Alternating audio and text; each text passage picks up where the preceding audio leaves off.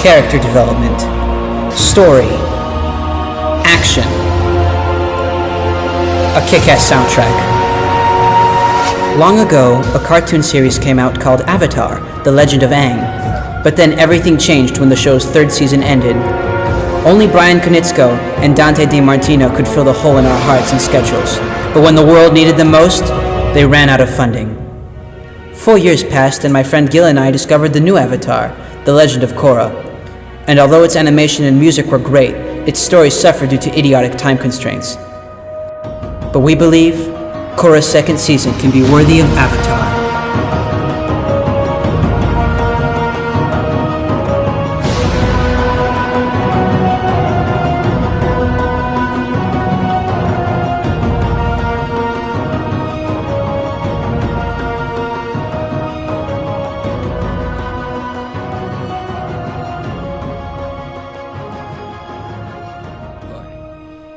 We are, in fact, recording. That is what we are doing. We are recording as we speak. You see what I done there? You see that? That was funny. Korra Season 2, Episode 1 and 2. Really, really interesting stuff. I'm delightfully surprised that, it didn't suck. So, that's good. The animation flowed beautifully. Wait. We'll go there. We'll get there soon. But, so, as far as you're concerned, Season 2, Episode 1 and 2 were not a disappointment. Season 2, Episode 1 and 2 were... I have rekindled my hopes, but they haven't, they haven't blown me away. I didn't know you lost your hope. What? Well, no, I mean, Avatar, the Korra Season 1, it really was bad. I mean, I reviewed some of the episodes from The Legend of Aang, and there's just something missing there, And we can talk about that again for hours. But here, again, Season 2, that thing is back a little bit with this, with some of these new characters. So, yeah. And the old characters expanding. The old characters have been expanding slowly. I like what they're doing with Tenzin. I really like what they're doing with Mako. Bolin... I didn't get his time yet. Well, they have to take it gradually. It's gradual. It's only the first episode. Okay. But I'm sensing potential. Yeah. Okay, so let's break this down into what we want to talk about.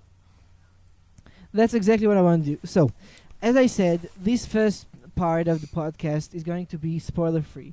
We're going to talk about technical stuff, characters, and we don't want to spoil anything. The second part will be the part where you can go and hear what happened in the episode and want to think about that. We'll get there. But first, let's take this episode apart and see what we thought about the separate elements of it. So music first, because, Well, the music, to me, did exactly what music in the show is supposed to do. I didn't actually notice the music because it worked really well into the action and into the mood.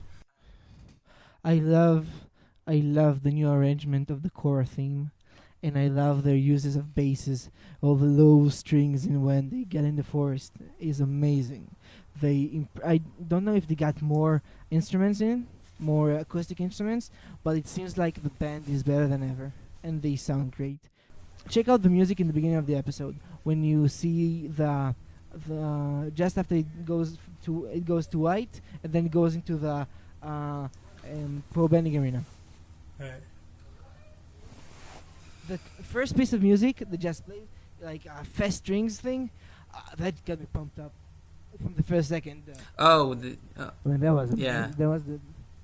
Okay. I'm not talking about the announcer part. No. I know what you're talking about. But no, there was the soundtrack in itself was really brilliant. They had a moment, and I won't spoil it yet about what this is, but there was a moment with wind chimes that was placed very well, and I really appreciated that. And it gave off a very eerie, very mysterious effect in the wind and everything. It worked really well. Okay, so that was music. Animation. Were there any improvements? Are we... Absolutely. I liked some of the references actually that the animation had. There was definitely a very heavy Miyazaki influence in some of the parts, and we won't talk about those just yet. But you could see where the inspiration came from one of arguably, well, not arguably actually, in my opinion, one of the best animators of all time. And they definitely took a leaf out of his book. The fight scenes were a lot smoother. There was a much better rhythm, in my opinion, to the fight scenes this time, and to just the way everybody moved and the smoothness. It's like they realized some of the issues from the last show, and everything flowed so much better, and I'm so relieved to see that. There were some new facial expressions they tried out. You see it when... I guess that's not a spoiler. No spoilers. No, that's not a spoiler, man. That's not a spoiler. I was talking about... Okay. So, there's the part where Mako feeds Korra cotton candy. Spoiler! I spoiled the entire story. Now they know that Korra and Mako don't die in the first 5 minutes of the show. Actually, I hated that part. That part annoyed me, where she does the anime cat face. What the hell? That was no. I am very no on that. You don't give Korra a kitty face. No kitty face for Korra. That does not suit the show at all. They tried some new things with Korra, and they are pretty much all over the place. But okay, no, we're not there yet. So, lighting effects, smoother animation, great, for the most part, great new facial expressions. I particularly like the part when you see Boomy and Kia getting off the Sky Bison. There's a great animation part there. I like the new angles, and I like the new locations. New locations, yeah, we see that. I can't tell you that either.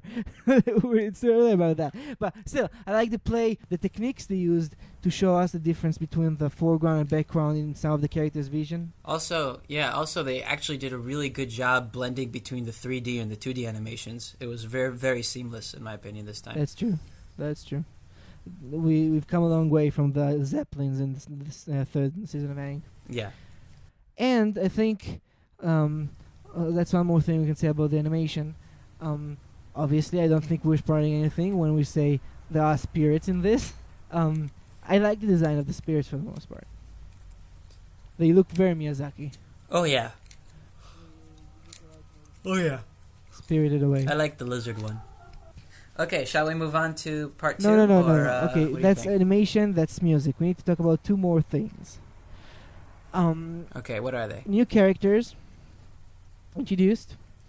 Yes. And to sum up the thing, give it a general good or bad, and then we can move on to the spoiler part, which I know you are all looking forward to. I'm sure. Okay, so first and foremost, Varric. I absolutely love Varric. Finally, a character who my first impression of him was already wonderful. He was hilarious. He got me to laugh the way Sokka used to make me laugh. Yeah, when Joy and I talked about the episodes before we started recording this, that's the only thing we could talk about. He went over on and on about how he loves this new character. Tell me about this new character. Who is he? Well, Varric, he is a self-proclaimed business bender, well, according to the website at least. He never said anything as lame as business bender, though, because, he's above that. He's funnier than that. He represents the big innovations of the 1920s, I think.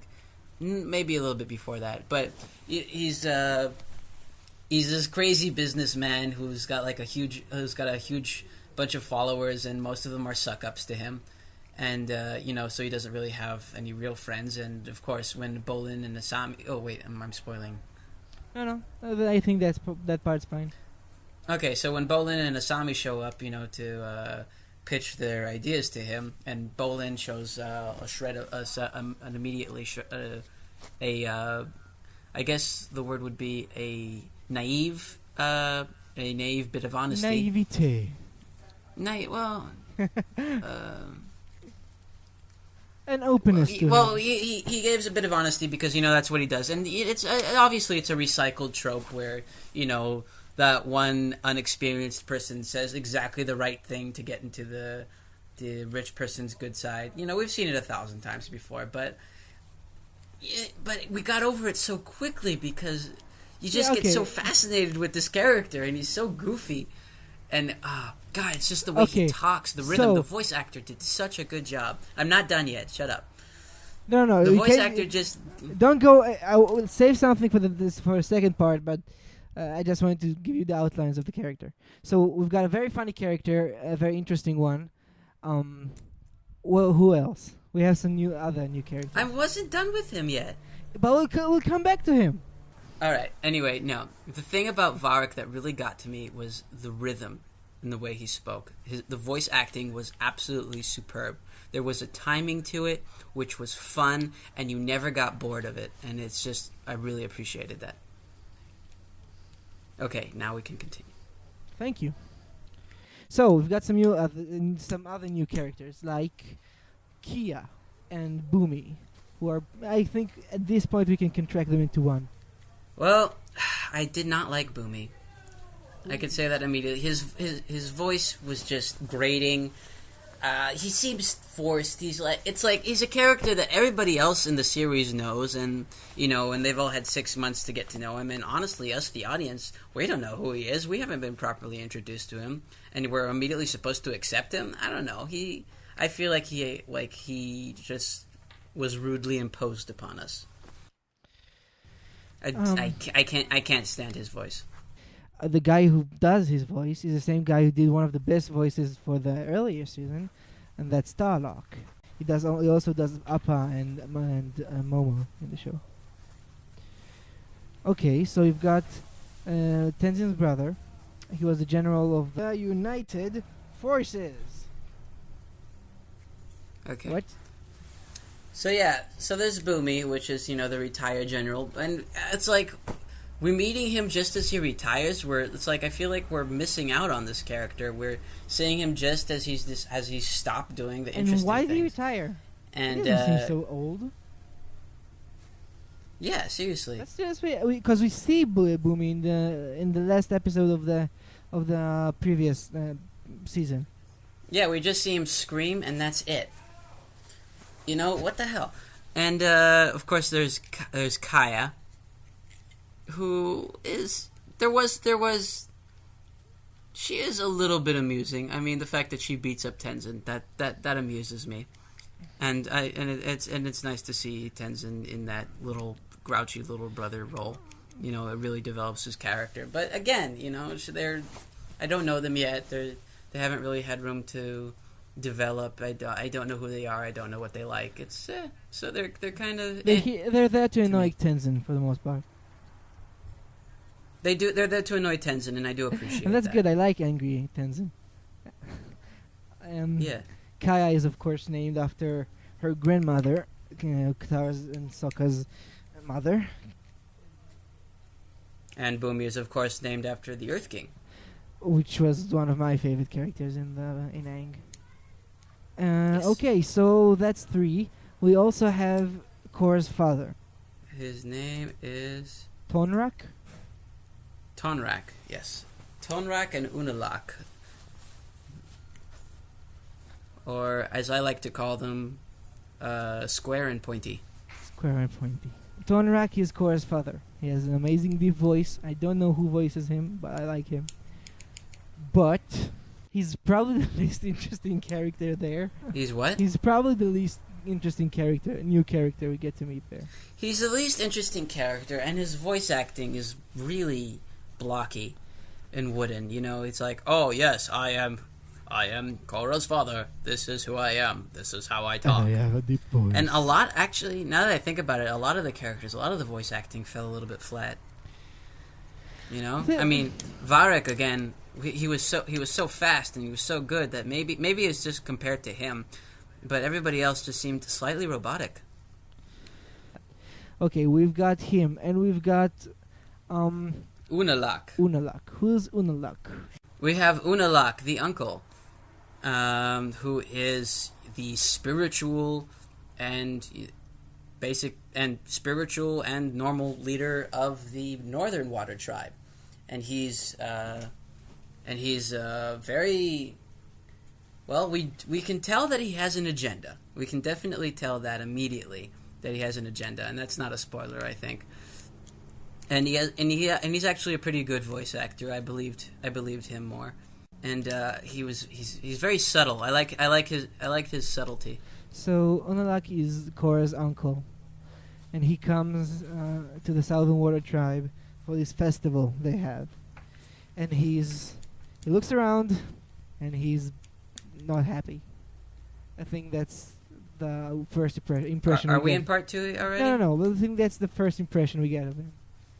And later on, we can see he's a very capable waterbender, and he seems very interesting. It's pretty obvious at this point that he's going to be play a major role in the following episodes. Oh yeah. And he brings. We also have Eska and Desna, or are you not done with it? No. I was going there. We have Eska and Desna, who are. They are his children, and I'm not quite sure which one's which. One has makeup. One has makeup, which makes it obvious that she is a girl, and the other one is a boy. What? How would you define their character? Well, they're two waterbending 16-year-olds who rarely show any emotion besides boredom, due to the fact that they dislike most people, places, and things. Blood may not be thicker than water for this family, and as members of the Northern Water Tribe, Eska and Desna mostly see Korra as a Southern Rube, avatar or not. This is, of course, me reading from the Nickelodeon website, because honestly, that's all we got from them. I mean, there was definitely a very hilarious sort of detached, almost Sheldon Cooper-like quality to them, where they were like, it seems it's trying to communicate with us. Let us return our communications. There's an obvious, very clear inability for them to socialize in a proper way, and I find that very amusing. And so far, I actually like them. They're a slower version of the Test Twins from Bioshock Infinite. They're obviously very eloquent, and they use big words often. Like you. Yes. You just used eloquent. Nobody uses eloquent. My God, what's wrong with you? Anyway, you have to listen, Joey. You have to embellish your vocabulary. That's the only way you did not smart. just pull that out on me. Embellish, really? Yes, Don't make me defenestrate you. Okay, no. Okay, so is there anything else to go Let's over? see. Did we miss anyone? Oh, I like the fact that Varek's assistant was named Julie. I love that. That was a very clever little reference to the first Avatar. Of course, there's Ginger, which I'm sure is going to play a major. She's going to. I think she's the villain in this one. I don't think we're ever going to see her again. You don't say. I'm pretty sure, yeah. And I'm now understanding that you were being sarcastic. Took me a while. Anyway, so yeah, that's our impressions of the characters. Now let's talk story. Okay, guys, so that was part 1. I hope you liked it. If you haven't watched the first two episodes of Korra, go do that. Don't count the second part. We don't want any of you there. We're going to stand by the door. We're going to wait for you. If you get in, I'm going to ask you some questions. You're going to be tested. And then you're going to kick you out, and it's going to be embarrassing. So just don't. The rest of you, though, part 2. What? The rest of you, part 2. Let's go.